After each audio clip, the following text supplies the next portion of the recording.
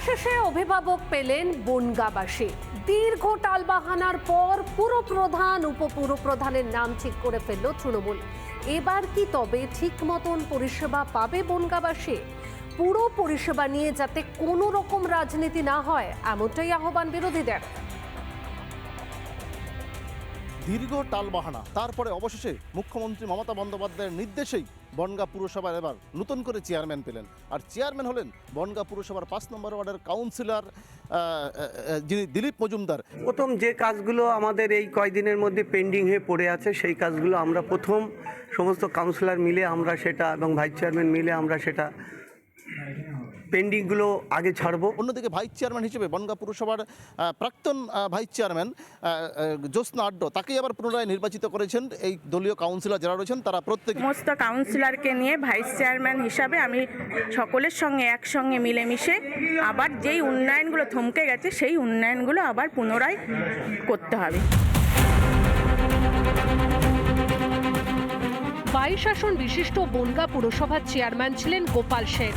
তাকে পদ থেকে ইস্তফা দেওয়ার নির্দেশ দিয়েছিল তৃণমূলের রাজ্য নেতৃত্ব, কিন্তু দলীয় নির্দেশের মান্যতা দেননি গোপাল, পাঠাননি ইস্তফাপত্র। তারপর প্রায় 1 মাস ধরে চাপানুতোর জারি থাকে। শেষমেশ তৃণমূলের 9 জন কাউন্সিলর প্রাক্তন পুরপ্রধান গোপাল শেঠের বিরুদ্ধে অনাস্থা আনেন। ভোটাভুটির দিন সকালে পদত্যাগ গোপাল শেঠের।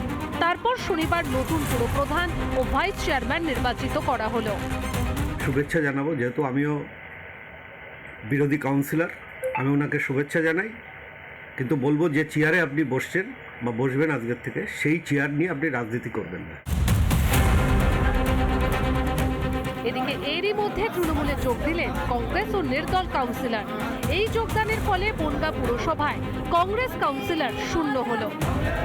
মাননীয় মুখ্যমন্ত্রী যত প্রকল্প আছে এবং অভিষেক ব্যানার্জি যত কাজ আছে আমি সবগুলোই সমর্থন করি।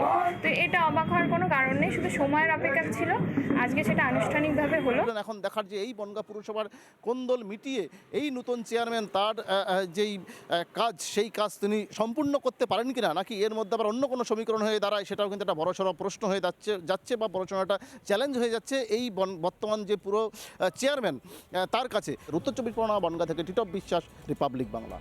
নানা ধরনের কন্টেন্ট দেখার জন্য লাইক করুন, শেয়ার করুন আমাদের ফেসবুক পেজ, সাবস্ক্রাইব করুন আমাদের ইউটিউব চ্যানেল। পাশাপাশি অন্যান্য ব্রেকিং নিউজের জন্য অবশ্যই চোখ রাখুন রিপাবলিক বাংলায়।